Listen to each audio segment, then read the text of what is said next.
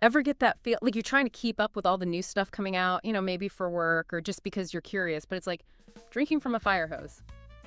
Too much. Yeah, I feel that. That's kind of why we do this, right?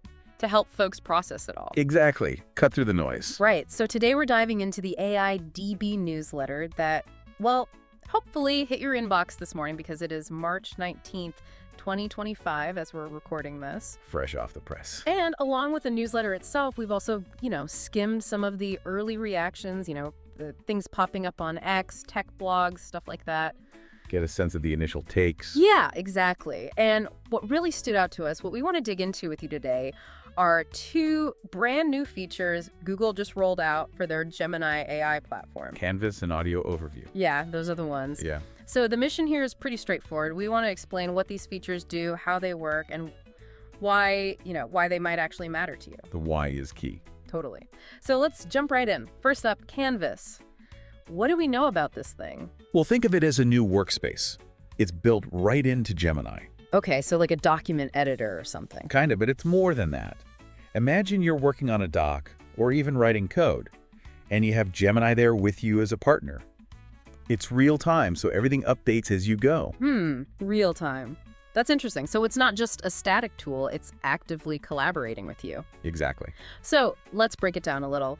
For writing, the newsletter mentioned you can use it to draft different kinds of content, emails, presentations, reports, even like full-on essays. Pretty much anything text-based. Right. And then this is where it gets cool. You can have Gemini help you refine it, change the tone, adjust the length, even fix the formatting. That's pretty slick. It's all about streamlining the writing process. And for anyone who uses Google Docs, for work or whatever, there's a one-click export feature, so super easy to share and collaborate. Yeah, seamless integration, which is nice. Okay, so that's the writing side. What about coding? Canvas does that too, right? It does. And this seems to be what has a lot of developers excited. Right now, it supports HTML, React, and JavaScript. And the newsletter mentioned that Python support is coming soon.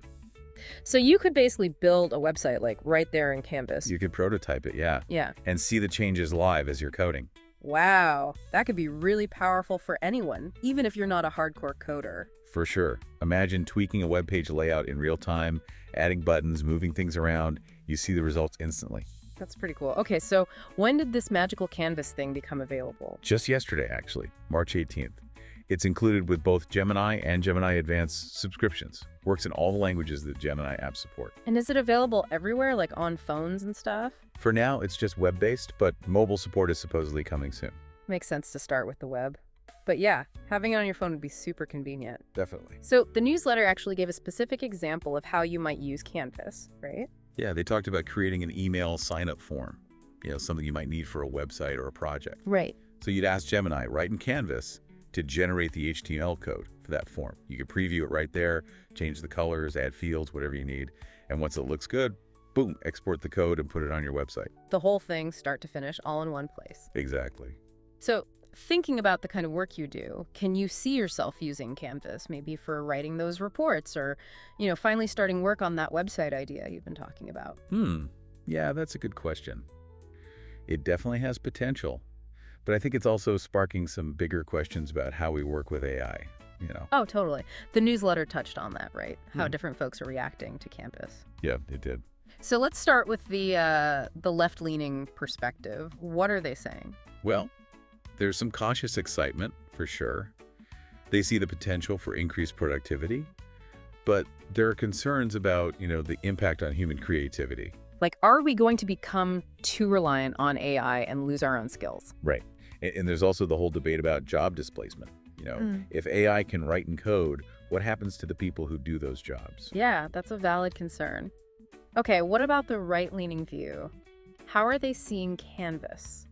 They're much more positive, it seems, especially about the coding aspects.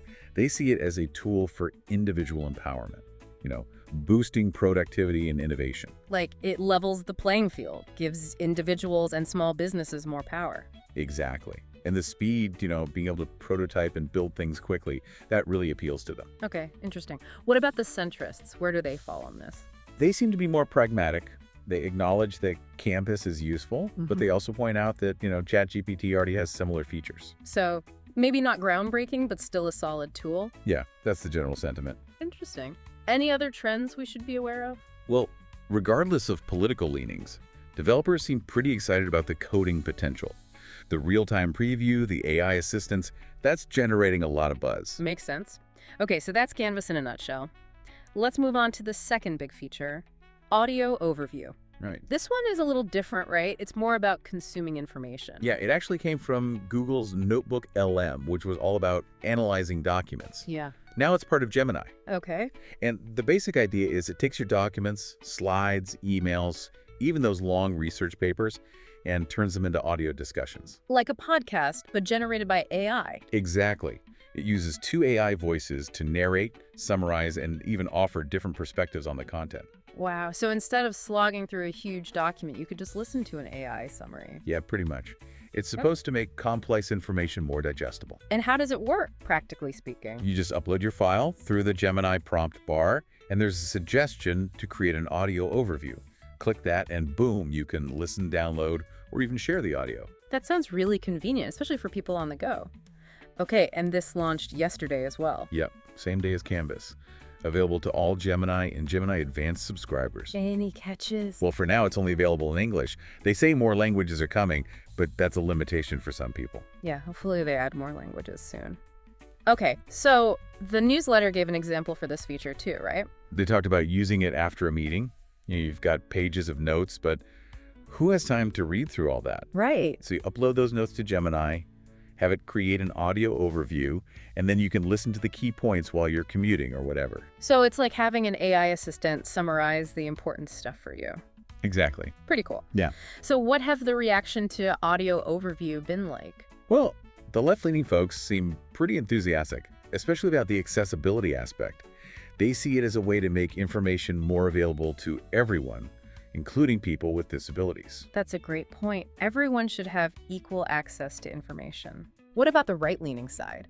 How are they feeling about it? A little more hesitant, I'd say. Some see it as a gimmick, and there are questions about the accuracy of AI summaries. Like, can an AI really grasp the nuances of complex topics? Right, and some just prefer to engage with the source material directly, old school style. Okay, that makes sense. And the centrists, what are they saying? They seem to like the convenience, the hands-free aspect of it, but some also point out that, it's not totally new. It's based on Notebook LM, and they're not thrilled about the English-only limitation. Right, it would be better to have more language options from the start. Definitely. Any other interesting takeaways from the reactions? Yeah, there's a general curiosity about the whole concept. People are intrigued by AI-powered summaries, but I think the real value depends on individual needs and preferences. Some people might love it, others might stick to traditional methods. Exactly. But it's interesting that the accessibility angle got positive feedback across the board. Yeah, that's encouraging. Okay, so we've talked about Canvas, we've talked about audio overview, now let's zoom out a bit. What does all this mean in the grand scheme of things? Well, it shows that Google is serious about making Gemini a powerful, all-in-one AI platform, especially when you consider the competition. Right, they need to keep up with ChatGPT and all the others. Exactly. So Canvas is their answer to the collaborative workspace trend, and Audio Overview adds a unique auditory element. So not just adding features, but trying to cover all the bases. Yeah, they're definitely pushing the productivity angle. Canvas is for creators, people who write and code, while Audio Overview is for, people who need information on the go or who learn better by listening. It's like they're segmenting the market, targeting different user needs. For sure. And this all fits into a bigger picture. Remember Gemini 2.0 Flash? The one with the faster responses? Yeah, and deep research for more in-depth analysis. These new features are part of that same evolution, making Gemini more versatile and user-friendly. It's a constant race to improve and innovate. Absolutely. So the big question is, what does all this mean for us, the users? Well, it means we have more tools and options than ever before. And as AI keeps evolving, it's going to change how we work, how we learn, how we stay informed. It's exciting, but it also raises some important questions. Like, how do we adapt? How do we use these tools effectively without becoming too reliant on them? Exactly. And how do we ensure that everyone benefits from these advancements, not just a select few? Lots to think about. Absolutely. Well, thanks for diving deep into this with me. It's been a fascinating conversation. My pleasure. And to everyone listening, thanks for joining us on this deep dive. We'll be back next time to explore more developments in the ever-changing world of AI. Stay tuned.